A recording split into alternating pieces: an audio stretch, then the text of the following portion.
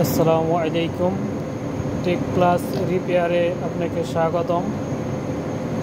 আমরা আজকে যে জিনিসটি নিয়ে কাজ করব সেটা হচ্ছে মডিউল এলএসের XBF TB04 মডিউল।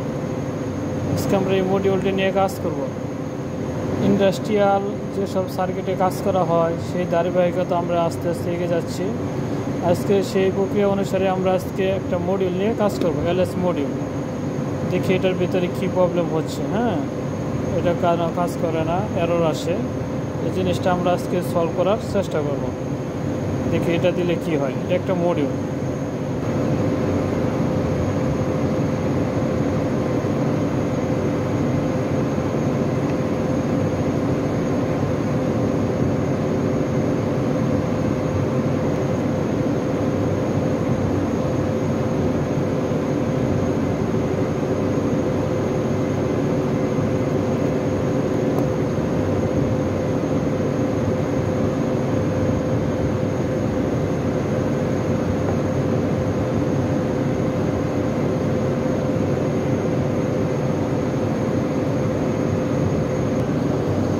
আমরা আস্তে আস্তে প্রত্যেকটা আইসি, ডায়োড, ক্যাপাসিটর যা আছে এগুলো চেক করব, যে কোনোটা শর্ট হয়েছে কিনা, আইসি কোনোটা শর্ট হয়েছে কিনা, এগুলো আমরা আস্তে আস্তে চেক করব। আপনারা আমাদের সাথে থাকেন।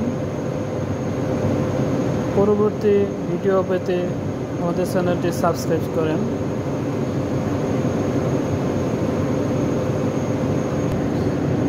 আস্তে আস্তে আমরা সবগুলো আইসি চেক করছি, কোনো আইসি শর্ট হয় নাই।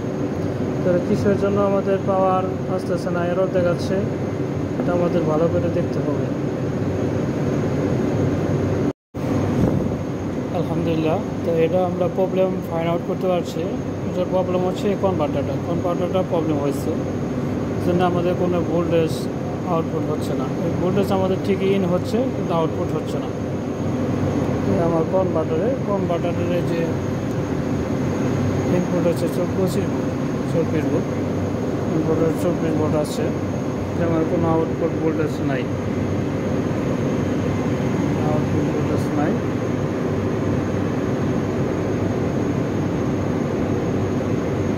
আউটপুটে কোনো ভোল্টেজ নাই। কারণ আমরা এটা প্রবলেম পাইছি, এটা আমরা এটা চেঞ্জ করে দেখি আমাদের কী হয়।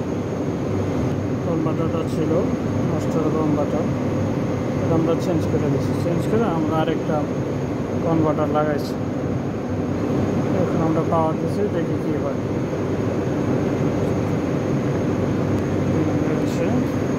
ইনপুট হচ্ছে 24 ভোল্ট, আর আউটপুটে 24 ভোল্টেজ।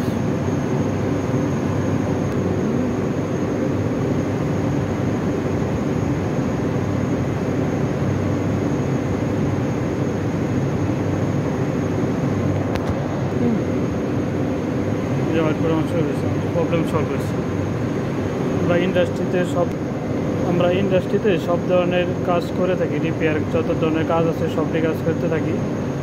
যদি আপনাদের কোনো রিপেয়ারের কোনো কাজের কোনো প্রয়োজন হয়, আমাদের সাথে যোগাযোগ করতে পারেন। আর আমাদের চ্যানেলটি সাবস্ক্রাইব করে আমাদের পাশে থাকেন। ইন্ডাস্ট্রিতে যত ধরনের কাজ হয় সব কাজ আপনাদেরকে আস্তে আস্তে ধীরে ধীরে দেখানোর ট্রাই করব। যত ধরনের সার্কিট আছে সব ধরনের সার্কিট নিয়ে আমরা কাজ করি, আপনাদের আস্তে আস্তে সব কিছু দেখানোর চেষ্টা করি। সাবস্ক্রাইব করে আমাদের পাশেই থাকেন। ধন্যবাদ।